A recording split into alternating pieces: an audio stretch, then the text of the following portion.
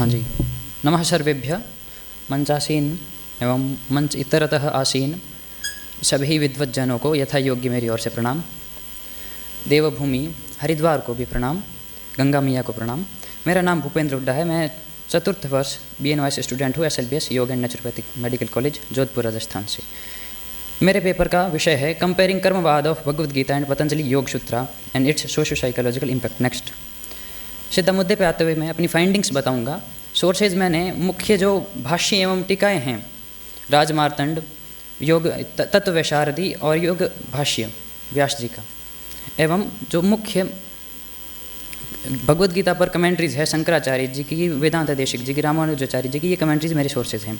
तो कर्म शब्द सीधा देखा था ये तो टुंकरीकरण है, इस धातु से निष्पन्न हुआ है, मन इसमें प्रत्यय जुड़ा है, धर्म की तरह ही इसकी निष्पत्ति है, कार्य करना, व्यापार करना, ये कर्म है। अगला, मीमांसकों ने कर्म को यज्ञ याग आदि जो कर्म है उन्हें जो स्वर्ग की प्राप्ति करवाते हैं उन्हें मीमांसकों ने कर्म कहा है। न्यायिकों ने जो 5 उत्क्षेपण, अवक्षेपण, संकुचन इत्यादि जो 5 दैहिक क्रियाएं हैं उन्हें कर्म कहा है। पुराणों ने नित्य, नैमित्तिक, निषिद्ध, प्रायश्चित ये कर्म है, इन्हें कर्म कहा है।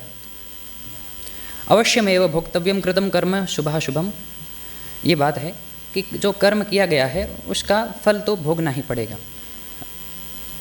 तो इस पर कर्म से ही तो, कर्म के फल के रूप में ही तो हमें सभी दुख मिल रहे हैं, उनसे व्यक्ति मुक्त कैसे हो, ये इस बारे में जानते हैं। आगे कीजिए आप जी। गीता में कहा है कर्म, अकर्म और विकर्म, ये 3 शब्दों का उपयोग हुआ है। कर्म सभी जानते हैं, प्रारब्ध, संचित, क्रियमाण, मुख्यतः 3 प्रकार के हैं। ज़्यादा विस्तार ना करते हुए आगे कीजिए। तो कर्म पर अब देखिए जो आचार्यगण क्या कहते हैं, कर्म को किस प्रकार से इन्होंने विवेचना की है अलग अलग आचार्यों ने। आदि शंकराचार्य जी, श्रीधर स्वामी जी, मधुसूदन सरस्वती जी और श्रीपाद बलदेव विद्याभूषण जी, इन आचार्यों के अनुसार जो वेदों द्वारा विहित हैं, कहे गए हैं, वो कर्म हैं, जिनके फल होते हैं पुण्य का फल ही होते हैं, और गलती हो जाए तो पाप हो जाते हैं। रामानुजाचार्य जी, वेदांत देशिक जी और श्री भास्कराचार्य जी, उनके अनुसार कि जो मोक्ष प्राप्त कराए वही कर्म है, बाकी जो कार्य है उनको कर्म संज्ञा नहीं दी जाएगी। आगे, पर अभिनव गुप्त जो हैं उन्होंने पूर्ववर्ती आचार्यों के जो व्यू पॉइंट्स हैं उनको मिश्रित स्वरूप में पेश किया। उन्होंने कहा कि भगवद गीता में तो कहा गया है कि कर्मणैव हि संसिद्धिम, आज जो जनकादि राजा है उन्होंने कर्म से ही तो संसिद्धि प्राप्त की है, तो यह तो कर्म, इस अनुसार कर्म मोक्ष का मार्ग हुआ। और गीता में ही पहले कहा गया कि दूरेण ही अवरम कर्म, कर्म से आप हटिए, बुद्धि योगा धनंजय, बुद्धि योग का आश्रय लीजिए। तो यहाँ पर कर्म सामान्य जो वैदिक कर्म है उस रेस्पेक्ट में लिया गया है, ये अभिनव गुप्त जी का मत है। आगे फिर विकर्म शब्द वि उपसर्ग लगा है इसमें, और इसका शंकराचार्य जी, मधुसूदन सरस्वती जी और श्रीपाद जयतीर्थ जी ये कहते हैं कि विकर्मणश्च प्रतिषिद्धस्य, ये शंकर भाष्य से लिया गया है। जो प्रतिषिद्ध है, विरुद्ध कर्म है, वे विकर्म हैं।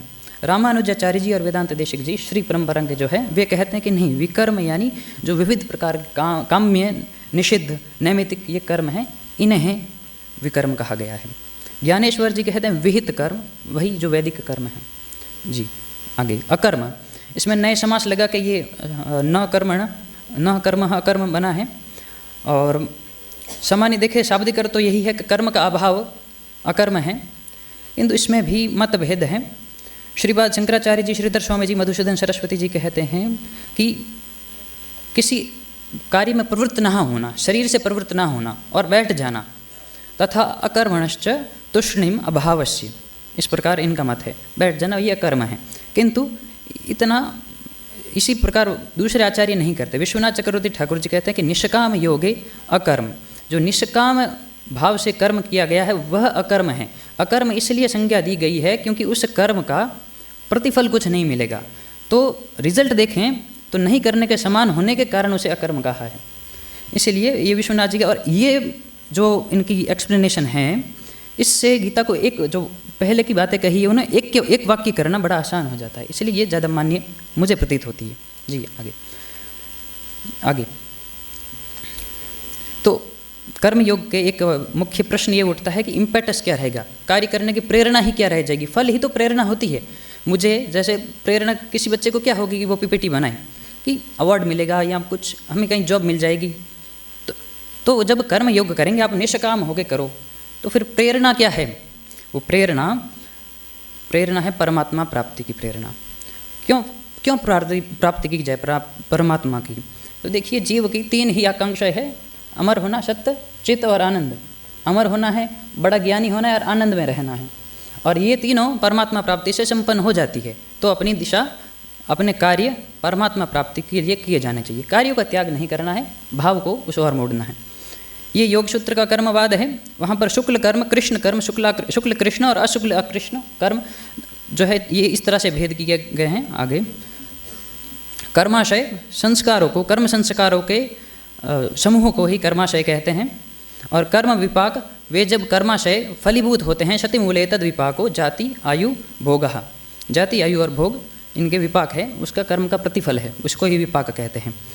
ईश्वर प्राणी धान, ये भगवद गीता के कर्म योग से मिलता जुलता सिद्धांत है, क्योंकि इसमें भी सर्वक्रियाणाम तत्रार्पणम विषय सुखादिकम फलम अनिच्छन सर्वः, तो फल की इच्छा न रखते हुए सभी विषय सुखों में ईश्वर का स्मरण करते हुए, ईश्वर को अर्पण करते हुए करना चाहिए। तो ये मिलता जुलता है, किंतु भेद हैं ईश्वर प्राणी ध्यान में और कर्म योग में। ये एनालिसिस, कंपेरेटिव एनालिसिस में जानेंगे, आगे कीजिए जी। तो ईश्वर प्राणी ध्यान का लक्ष्य समाधि होता है, ईश्वर लक्ष्य नहीं है। और ईश्वर प्राणी ध्यान इसलिए किया जाता है कि क्लेश का नाश हो जाए और समाधि प्राप्त हो जाए। किंतु भगवद गीता में जो कर्म योग है उसका लक्ष्य ईश्वर की प्राप्ति होती है, जबकि योग सूत्र में ईश्वर प्राणी ध्यान का लक्ष्य समाधि की प्राप्ति है। और भगवद गीता में तो उसका जो गौण लक्ष्य है वो है लोक संग्रह कर्म योग का, जैसा कि वैसा कोई है नहीं योग सूत्रों में।